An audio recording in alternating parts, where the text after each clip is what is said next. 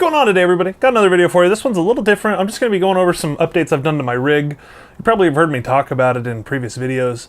I wasn't sure if I was going to actually make content from it, but it's together, it's running great, so I figure it's worthwhile and some of you may appreciate it. So for those of you who don't know who haven't been following my channel for very long, my old rig was an i7 2700K, which was overclocked to 5 gigahertz pretty much from the day I got it.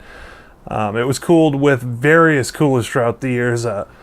One of them was a Zalman CNPS 9800 Max, which was massively heavy. Worked well, but massively heavy. After that, I upgraded to an H100i, and then a full custom loop. So the computer's been through evolutions. Now the chassis is the same. I love this chassis. There's no need to swap it out. And the reason I love this chassis so much is the drive bays. I've got 6 drive bays in here, and believe it or not, only 1 is free. So most new chassis out there, they don't offer me the features that I need as far as drive capacity and storage base, at least in a easily manageable configuration. And what I mean by that is they're not mounted to the back of the motherboard tray, so you have SATA cables running absolutely everywhere. I'm not a fan of that. Yeah, it makes for a cleaner look, but it's a little bit more of a nightmare for the stuff that I do with drives and data backups and stuff like that. This is a much better setup for me. Anyways, onto the hardware. Now, when I originally built the system, I believe it had a 560 Ti. I think that was the first card that I put in here, if I'm not mistaken. And then it went to a 660 Ti, then 2 660 Ti's, then a GTX 970 G1. Now it's got a GTX 1080 courtesy of MSI. It's their EK Hawk. And the reason I went with this is it's actually cheaper to buy it this route than it was at the time to buy the card itself and then buy the backplate and the block. So this is actually a much better value, and it performs fantastically. Now, if you've watched the View videos, that was all the existing build was with the 970. That was what was in it, was the 970, the 2700K. So while I was doing some View reviews and talking about the problems, I was draining the loop nonstop. And no, I didn't spill coolant on anything and kill it. It just happened to be one of those things, you know, taking the block off, something on the PCB decided to finally let go. Computer wouldn't even post. I got nothing. I got lights on the board, nothing. So could have been the overclock, running it for, what was it, like 6 or 7 years non-stop at that frequency. Definitely is not healthy for the processor, but it ran great. It really did. I had no problems. Fast forward, everything died. I needed to build a system, and thanks to the crypto craze, the memory was the single most expensive component in this. It's 32 gigs of DDR4 from Corsair. It's 3000 megahertz, so not the crazy high-speed stuff, but that was $400 just for the RAM. I've never seen memory pricing like that in all of my years of doing computer building. And I've been doing this stuff since like 2001. So that's crazy to me. Absolutely crazy. But out of the deal, I ended up getting an Asus Z370A Prime board, which the board is fantastic. I also put in an 8700K, which is overclocked to 4.7, so it's a mild overclock. And it's on all cores, it's not just one. And I don't know if you can see it, but I never did a video on this, but I have 2 HP Omen screens, which are both 144, and they're mounted to a VESA bracket, so it just has a monolithic pole that supports everything on my desk.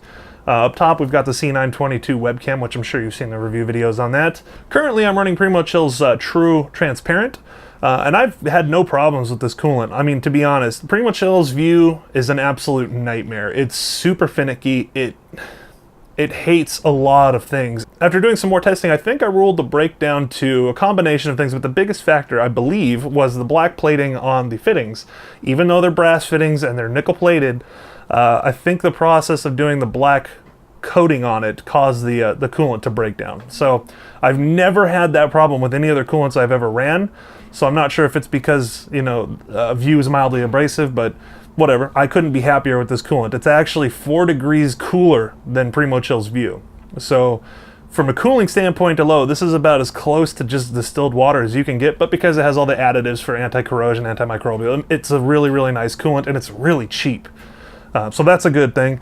Another thing that I did while I was in here is I actually swapped out the radiator. The EK PE360, you know, when I stripped down the system to just get rid of View completely, I thought to myself, okay, I've already blitzed this radiator once, and apparently that wasn't enough to clean it, to keep, you know, the chemical breakdown from occurring when I re-added View back in the system. So I said, you know what, screw this, I'm done with this radiator, let me get something else. So I went ahead and picked up the black Ice Nemesis GTS 360.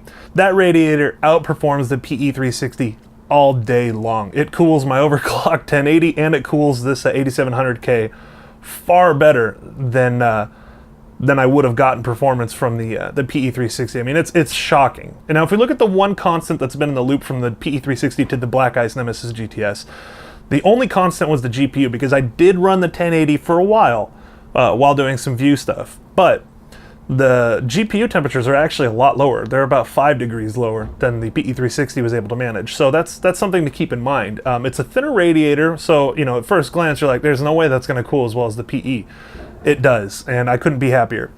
So yeah, this is the upgraded build. I hope you guys found this video somewhat useful. I felt like just making an update. Also recently, just kind of as an update to everyone, I've started to you know, get into vinyl, collecting records, things like that, and listening to them. So that's been a fun little hobby. So there might be some more content coming up on that. I'm not entirely sure if, you know, anyone's interested in it, but it's a pretty neat thing, a pretty cool thing to share with you guys. So yeah, it's just something different, not a beer review and not a build, just kind of a rundown of what we've got going on. Oh, and the other thing, forgot to mention this, the other thing that I got is a UR242 audio interface, which, you know, for doing guitar stuff, things like that, writing music, this thing is fantastic.